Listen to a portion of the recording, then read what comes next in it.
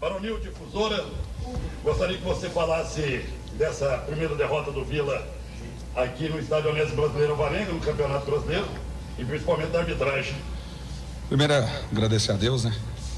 O que me deixa chateado é quando as coisas acontecem por interferência externa. O árbitro pipoqueiro, sem coragem, um VAR inútil, que chama o cara para um lance, o jogador nosso não fez a alavanca, não foi em momento nenhum uma ação de desvencilhar, igual foi a do adversário. Ele já dá o tapa. Nossa, ele não faz nenhuma alavanca, pega no antebraço, meio que no cotovelo, lança para amarelo, ele viu, aí vem um VAR inútil desse aqui, porque esse aqui é um VAR inútil, ele atrapalha o árbitro, só que aí você pega o árbitro medroso, aí atrapalha, expulsa o melhor jogador nosso que estava em campo, e aí vem um gol naquela questão da bola parada ali. Infelizmente, as coisas do futebol conta com o imponderável. Então, arbitragem, no meu entendimento, ridícula, igual tem sido a arbitragem brasileira de uma forma geral, de um árbitro medroso e de um VAR inútil. Boa noite, Hugo. Boa noite, Hugo. Sou Marina Veiga, da Fenomenal Esportes. E, presidente, eu queria saber de você o que significa essa derrota hoje. O Vila Nova perderia em algum momento em casa, mas foi a primeira derrota do time em casa e foi uma derrota contra um adversário que tinha a mesma quantidade de pontos ali na classificação e agora assume a frente e o Vila sai do G4. O que isso significa para a campanha do time a partir de agora? Na verdade, dificilmente a gente faria as 18 rodadas em casa, os 19 jogos, né? E nós faríamos 19 vitórias. Sabia que em determinado acho que perder para um adversário, como você bem disse, com a mesma pontuação, muito ruim, jogo de 6 pontos. Mas o pior é da forma que é. O time compete, duelou, não merecíamos ter perdido o jogo, nem com um a menos, mas o futebol é isso. Aí quando você vê a arbitragem influenciando a partida, isso aí é igual dar um tapão na minha cara. Independente da arbitragem, a primeira oscilação chegou. Depois desses 2 anos batendo na trave do acesso, o que vocês aprenderam de como lidar com o time nesse momento? Na verdade, o que você diz oscilação, eu não concordo. Porque oscilação é se o time tivesse sido um time covarde dentro de casa, e ele não foi. Ele, pelo contrário, ele era um time que estava dominante na partida, que perdeu o seu melhor jogador, continua ainda tendo as melhores ações dentro de campo, tomou um gol de bola parada e ainda continuou tendo as melhores ações dentro da partida. Então, eu não posso atribuir, lógico, se você pegar o jornal friamente, o torcedor que não viu o jogo, olhar e falar, pô, o Vila está na 2ª derrota seguida do campeonato. Aí eu vou começar a pensar assim, não vou pensar dessa forma, porque o comportamento que é o que importa, para mim, vamos dizer, não fez o gol, perdemos, depois nós tivemos a igualdade de numérica dentro de campo, mas você já tinha feito ali, já desde os expulsão foi o quê? 32? 30 minutos do segundo tempo, com a menos, você já tendo que correr daquela forma. Então, eu não avalio dessa forma, e o mais importante é nesse momento a gente correr, igual a gente sempre fala, atrás desses 45 pontos o quanto antes, e aí depois a gente sonhar para tentar chegar na última rodada, ao final dela, porque também não adianta a gente chegar na última rodada antes dela, igual foi em 2023, e não conquistar. Então a gente ter a maturidade e passar por cima dessa adversidade. Aí eu vou mudar o nome, dessa adversidade. Beleza? Hugo, boa noite. Está chegando aí a janela de transferências, né? O Vila Nova vai inscrever o atacante André Luiz. Tá só conversando aqui, dá uma esperadinha aqui. Já tinha falado, já. Pode ir? Chega a janela de transferência, eu tava te ouvindo, porque tô aqui, ó. Pensando em 2 coisas ao mesmo tempo, né? Tem que fazer às vezes até 3, né? Ô, Hugo, a janela chegando, tem o André Luiz aí que vocês vão inscrever. Tem a possibilidade de chegar mais reforços nessa janela do meio do ano e saída de jogadores. Outros jogadores também podem deixar o Vila? Sim, é possível, porque a janela de transferência, ela é o período no qual há uma movimentação do mercado, então a questão das chegadas e saídas, ela é natural. Lembrando que nós vamos ter essa janela curta e depois, dentro de 30 dias praticamente, nós vamos ter a outra janela, que ela é mais longa. Nós estamos atentos ao mercado, nós estamos com a dificuldade vamos dizer, a folha tá inchada para os nossos padrões, mas se tiver alguma oportunidade interessante, o Alarcon está muito bem atento ao mercado e nós vamos fazer as movimentações necessárias. Lembrando que nós temos ainda um atleta, vamos dizer, a gente sempre coloca aqui, né, Alarcon? Nós temos 2 contratações para essa primeira janela. Uma já estreou, que foi o Parede, e a outra que ainda tem a estrear, que é o André Luiz. Saída é um movimento natural, assim como já saiu o Lucas Senna emprestado para o Japão, Paulinho para o Anápolis, o Eric Davis retorna para o Panamá. Essa questão de saída, ela é natural.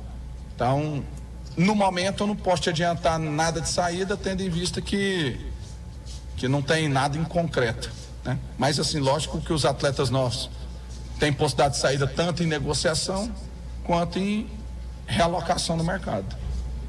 Boa noite, Hugo. Me permita sair um pouco do assunto do jogo, pois recentemente vazou na rede social e até de certa forma já está circulando com um pouco mais de frequência uma situação ao qual o candidato à presidência do Conselho Deliberativo de Goiás, o Paulo Rogério Pinheiro, ele afirmou para os seus convidados que o Vila estaria com salários atrasados. A primeira pergunta, você chegou a ter conhecimento desse conteúdo? E a segunda pergunta, existe de fato algum vencimento atrasado do Vila Nova e isso está incomodando você de alguma forma? Essas situações que acabam criando tumulto no ambiente do Vila? Na verdade, o tumulto ele é criado não aqui dentro, porque aqui todo mundo sabe que o salário está em dia e a premiação em dia. Inclusive a premiação do Campeonato Goiano foi pago 72 horas após o título. E foi uma premiação alta, hein? Foi uma premiação alta.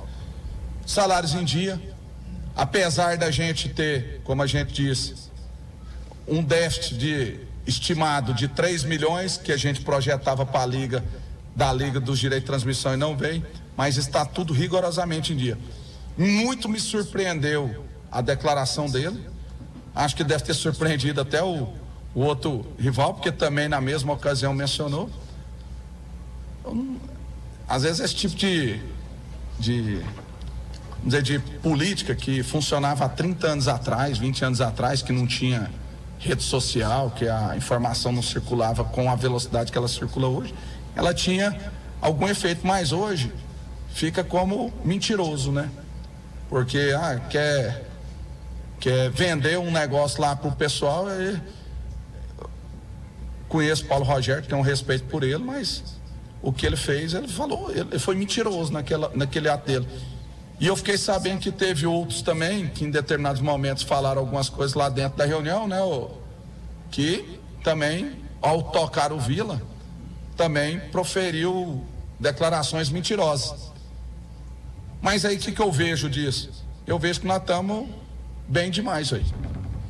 Porque ano passado, até um passado recente, às vezes ele caiu do sofá, bateu a cabeça e aí ele lembrou da época que o pai dele era presidente, que às vezes na época do pai dele presidente nós tínhamos problema de salário atrasado e premiação. Hoje não é assim. Então eu vejo que hoje, quando você me passa esse tipo de situação, eu vejo o tanto que nós estamos bem, porque nós estamos incomodando. Antigamente era só, o Vila era motivo de chacota. Hoje o Vila é alvo de propaganda enganosa com fins politiqueiros. Hugo, Vila sai do G4, qual que é o sentimento, a questão psicológica de ficar pelo menos 9 dias até o próximo jogo? E se você puder só retratar aquele momento que você encontrou o árbitro ali no intervalo do jogo, como é que foi? Que eu falei para ele, aí vamos ver o que ele vai escrever na súmula. Falei para ele, você deixou o VAR acabar com a sua arbitragem hoje, por falta de coragem. Aí eu quero ver se ele vai inventar, igual o candidato do outro lado, e eu falo para você o seguinte, cara, eu tenho vamos dizer assim, eu tenho um respeito tão grande pelos adversários, uma vez ou outra você vê uma situação, às vezes, da gente não concordar com o posicionamento de um diretor ou outro, mas eu tenho muito respeito com todas as instituições. Vocês nunca me viram proferir, desde quando eu estou sentado na cadeira de presidente, como diretor, vocês nunca me viram proferir nenhum tipo de piadinha, nenhum tipo de leve trás. Aqui hoje, dentro do Vila, não se fala nem o nome dos nossos adversários. Aqui o foco nosso é só fazer o Vila avante, crescer. Então, essa questão do psicológico, meu amigo, jogador que não está acostumado com vitória e com derrota está no esporte errado. Então, o que traz para nós é motivação e combustível para trabalhar mais, porque nós sabemos onde nós queremos chegar. Então, tentar recuperar um outro atleta que tem, aí eu concordo contigo, as oscilações durante o ano, um ou outro, mas no contexto eu vejo uma equipe. É o que eu falei no final do jogo contra o Cuiabá, que eu cobrei eles. Falei, pô, eu achei que hoje nós fomos abaixo, faltou um pouco de ímpeto, vamos dizer assim, de mais intensidade, mas eu não tenho nada para falar, e ninguém tem para falar desse grupo aqui, ó. Ninguém. Esse grupo aqui, até o momento, ele conquistou todos os objetivos do ano. Ele bateu todos os clássicos até aqui. Ele reverteu uma situação dificílima que foi aquela final do Campeonato Goiano. Eles tiraram o clube da fila depois de 19 anos. Chegaram na terceira fase da Copa do Brasil, talvez por infelicidade nossa. Caiu um adversário que no sorteio alguns comemoraram, não eu, porque qualidade técnica individual você nunca pode se considerar. Que se recuperou e hoje é o terceiro lugar do Campeonato Brasileiro. E ainda assim for lá em determinados momentos dentro do jogo, apesar do placar ter ficado elástico no agregado, mas nós tivemos momentos que foram interessantes. Então, meu total respeito a esse grupo de atletas, mas eles estão conscientes e sabedores que o futebol que vale é hoje. O que foi conquistado, tanto para nós enquanto diretoria quanto para eles, não tem valor nenhum para o torcedor. Presidente, boa noite.